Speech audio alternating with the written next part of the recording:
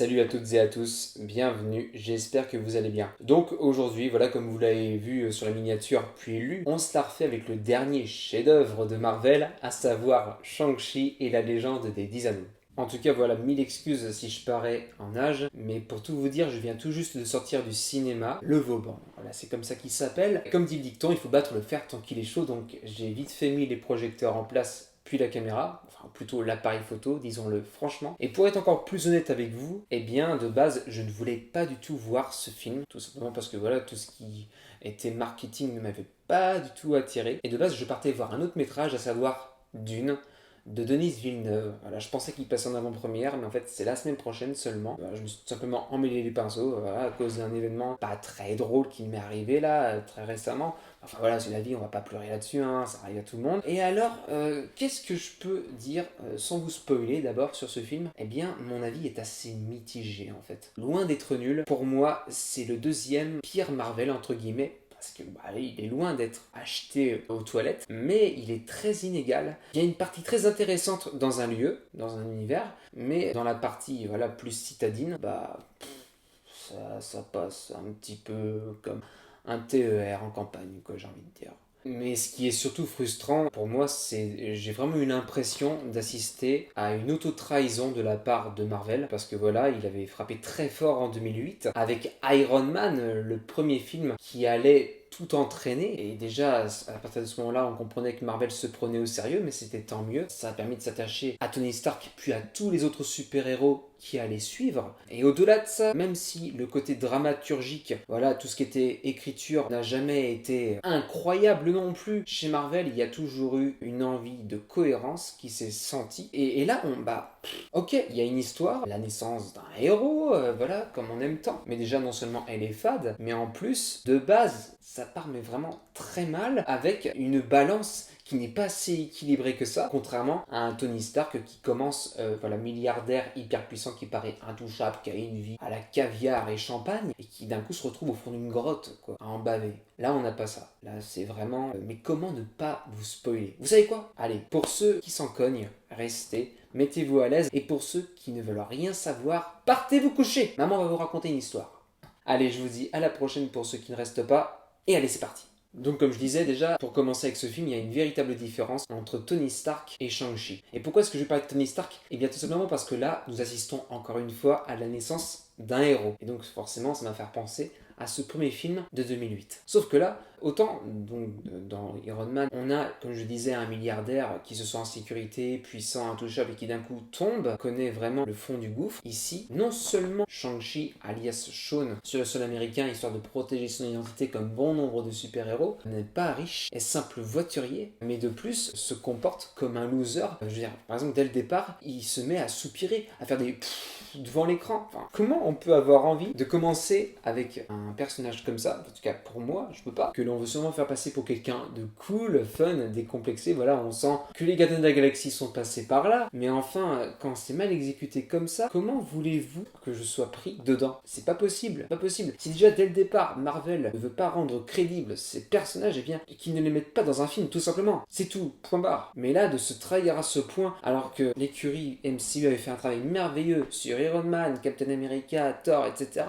Non, là, ça va pas. Et de toute façon, on sentait bien que ça se décomplexait de plus en plus. Mais à ce point, bah, j'aurais jamais pensé. Autre tic qui m'a fait tiquer aussi, c'est les incohérences, entre guillemets, parce que bon, il y a peut-être quelque chose qui m'a échappé. Mais enfin voilà, donc l'histoire se passe après Thanos. J'ai envie dans la peur que du jour au lendemain, il n'y ait plus que la moitié des espèces sur Terre. Ok, ça j'ai compris. Mais ça n'explique pas toutes les incohérences non plus. Je veux dire, à un moment, vous avez dès le départ Shang-Chi qui est poursuivi par les sbires de son père, qui est le méchant principal du film, et donc ils sont à un moment dans un tramway, et si vous voulez, donc voilà, il est là avec sa botte de boulot, assis peinard, et puis d'un coup, les sbires se manifestent, et puis voilà, ils se mettent à se bastonner. Et à ce moment-là, vous avez un mec assis qui se met à filmer le truc, comme on a vu dans des Spider-Man ou je ne sais plus quel film, histoire de faire passer la vidéo sur YouTube, quoi. C'est le truc qui revient maintenant dans les métrages, mais c'est pas ça le problème. Le problème, c'est que le mec filme, et d'un coup, vous avez un des méchants qui se lève, costaud et tout, sauf qu'il y a quand même un petit détail. Il a un bras en moins, enfin la moitié, et puis d'un coup il y a une énorme épée avec du feu qui en sort.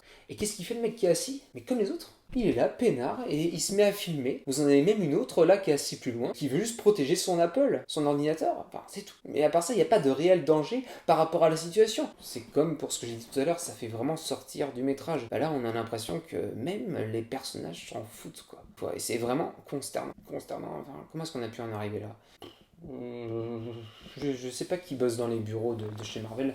Mais là, à mon avis, je sais pas, il y a eu des licenciements, des remplacements, mais je pense qu'elle est bonne, elle est bonne. Mais là, faut arrêter, faut arrêter le cannabis, là. Autre point faible, encore selon moi seulement, vous me direz vos avis dans les commentaires. Voilà, vous avez 2-3 scènes d'action au départ du film, et puis après, c'est quoi? Eh ben, c'est, on dirait, Martine visite le musée, pour ce qui concerne Shang-Chi. Dire, à part ça, après, on comprend que tout le budget est passé dans la première partie. Après, il ne fait qu'écouter les gens, les suivre, exécuter ce qu'on lui dit, mais à part ça, rien. Et il faudra attendre que la fin pour qu'il mette son costume et qu'il se remette en mouvement. Et alors, ça apporte un ventre mou dans le métrage, mais que j'ai pas compris du tout. Là, je m'étais dit, mais attendez, si c'est juste faire une visite guidée des différents lieux, mais où tout est inoffensif, quel intérêt? Quel intérêt? Où est la dramaturgie là? Il n'y en a aucune. Il n'y en a aucune. Si vous voulez, pendant une bonne partie du métrage, vous avez une introduction de tout ce qui s'est passé avant, pour expliquer ce qui va se passer après, bien sûr, mais vraiment, c'est ennuyeux parfois à mourir. Ce héros, je n'en veux pas. Je n'en veux pas, vu comment est-ce qu'il ne se bouge pas, qu'il reste là, stoïque.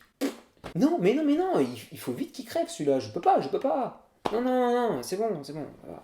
Et quand je vous disais que Marvel donnait vraiment cette impression pour moi dans ce métrage de s'en foutre totalement, eh bien il y a une scène qui pour moi le résume très bien. Voilà, il y a Shang-Chi, en tout cas sa voix off, qui raconte son passé à lui. Et voilà, c'était un des rares moments où j'étais vraiment à fond dedans, je trouvais que c'était vraiment très prenant, très bien fait. Pas non plus, voilà, ouf, épique, mais très très bien exécuté pour tout ce qui était flashback. Oui, parce que c'était un flashback. Et puis d'un coup, hop, vous avez une voix qui dit sandwich poulet ou légumes?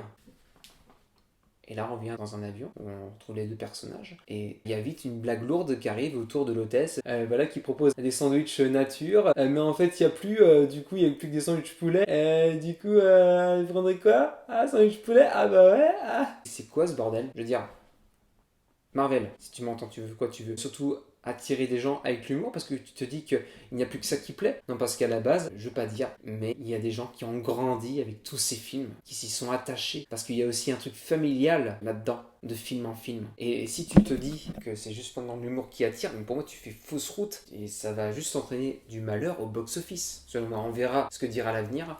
Mais non, là ça va pas du tout. Dire, on passe là dans cette scène d'un flashback hyper sérieux, hyper prenant sur l'enfance du héros, là à une blague sur des fucking de sandwich. Non mais enfin, peut-être que vous comprenez, mais en tout cas pas moi. Et enfin, dernier point négatif, oh là là, oui, là c'est la goutte d'eau qui fait déborder le vase. Ah, c'est même le tsunami qui inonde le continent. Qu'est-ce que fout Michelle Yeoh dans ce truc? Je veux dire, on parle de l'actrice qui joue dans le sublime métrage qui est Tigre et Dragon. Si vous ne l'avez pas vu, vraiment, je vous le conseille vivement. Je suis pas fan pourtant de ce genre de film de base, mais là, c'est juste trop beau. Mais là, c'est comme si on parlait de quelqu'un qui va manger chez Rothschild tous les jours, mais qui va faire de temps en temps un petit tour à la foire du vin chez Lidl. C'est exactement pareil. Alors quoi, lorsqu'elle se bat dans Tigre et Dragon, dans une forêt de bambou, et là il y en a une dans ce métrage, bah ouais, bah du coup on la met, ça fera penser à ça, et ça attirera peut-être du monde. Non. Arrêtez de me prendre pour une bille, arrêtez de me prendre pour des billes. Parce que c'est pas possible. Les gens ne sont pas dupes, je pense. Ils verront bien la supercherie.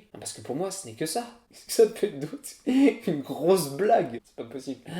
J'ai été consterné. Bon, après, pour moi, tout n'est pas acheté. Mais il y a si peu que pour moi, c'est pas la viande de la rillette, mais plutôt la couche de gras qui recouvre. Qu'est-ce qu'il y a comme bon point de côté? Bah, déjà, la scène de départ entre la mère et le père de Shaun lorsqu'ils se rencontrent est magnifique. Les couleurs sont sublimes. La chorégraphie aussi est vraiment très bien. J'étais à fond dedans. Et pareil, juste avant, avant d'être gentil, entre guillemets, de tomber amoureux, lorsqu'il attaque une ville avec ses anneaux, pareil, très prenant. Donc pas parfait. Voilà, je me fais un peu l'avocat du diable. Mais parce que il est si vite exécuté ce film, on a l'impression qu'ils l'ont fait vite fait, bien fait, que je peux pas dire autrement. Il y a des films qui m'ont transporté de ouf, et là c'est pas le cas. Autre chose très intéressante, c'est les créatures que renferme la forêt. Vraiment, ça fait plaisir. Ça permet de voyager un petit peu, même si ça fait penser à tout ce qui est Harry Potter. Pour le coup, on a vraiment l'impression que dans ce film, Marvel a pompé un peu partout. Ça va sûrement se développer par la suite, dans plusieurs films, et du coup peut-être mieux s'aérer, mais là c'était beaucoup de trucs en même temps, je trouvais. Beaucoup de choses visuelles complètement différentes, mais voilà, qui se marient pourtant bien. Sinon, un autre point positif, très positif pour le coup, c'est le grand portail, l'immense portail que vont protéger les villageois de la fin, d'une créature des ténèbres. Vraiment, là, l'image est très forte, celle du diable que l'on garde enfermé. Ça m'a beaucoup marqué, ce truc-là. Vraiment, c'était très intéressant. Le fait que le père, l'antagoniste principal, entende la voix de sa femme derrière ce portail, mais qu'en fait, c'est la créature des enfers, entre guillemets, qui l'imite, histoire de l'attirer à lui et qu'il puisse, grâce à sa force et ses 10 anneaux, pouvoir s'échapper. J'ai trouvé ça très intéressant, très parlant. Là, pour le coup, Marvel marque un bon point. Ils sont rares, donc autant le dire. Autre point fort également et qui suit cette scène du portail, c'est le dragon qui est du côté des gentils. Vraiment, visuellement, je le trouve sublime, c'est le mieux travaillé. Parce que voilà, en contrepartie, il y a certaines créatures, j'arrive pas bien à voir leur visage. Alors, je trouve que c'est un peu flouté, que le travail des CGI n'est pas forcément toujours bien fini. Mais là, pour le coup, ce dragon blanc en question est juste incroyable. Là, c'est un grand taf de la part des gens qui sont derrière leur bureau. Autre détail intéressant, vraiment un détail infime, mais qui m'a vraiment touché, c'est le moment où Shang-Chi affronte son père à la toute fin. Et voilà, il va faire avec lui une chorégraphie qui était la même chorégraphie que le père a fait lors de sa rencontre avec sa femme à l'époque. Et voilà, il y a ce même geste où en fait il tourne son visage comme ça vers son fils, pendant que l'autre lui prend le bras et tourne autour de lui. Et il regarde son fils comme il regardait en fait sa femme à l'époque. Et du coup j'ai trouvé ça très touchant, très émouvant, très triste. Bah voilà, de se dire que la scène se répète, mais qu'entre deux, bah, l'homme a chuté quoi. C'était très émouvant, d'autant plus que dans la scène d'intro, on les voit vraiment très heureux, très amoureux lors de leur rencontre, qui de base en fait est un duel, est un véritable combat où logiquement il y en a un qui aurait dû rester, puis finalement ils tombent amoureux. Donc toute cette partie-là est vraiment très très bien. Et voilà, donc peut-être que j'aurais voulu finalement dans ce film voir l'histoire de ces deux personnages qui étaient le père et la mère de Shang-Chi être développés. Mais concernant ce super-héros en question, personnellement il m'a pas du tout convaincu. J'espère qu'il va vite finir aux oubliettes parce que vraiment... il m'a pas du tout séduit, pas du tout. Mais alors, sur aucun point, même à la fin lorsqu'il est fort, il y a quand même Iron Man qui est passé avant. Hein. Donc ça reste là.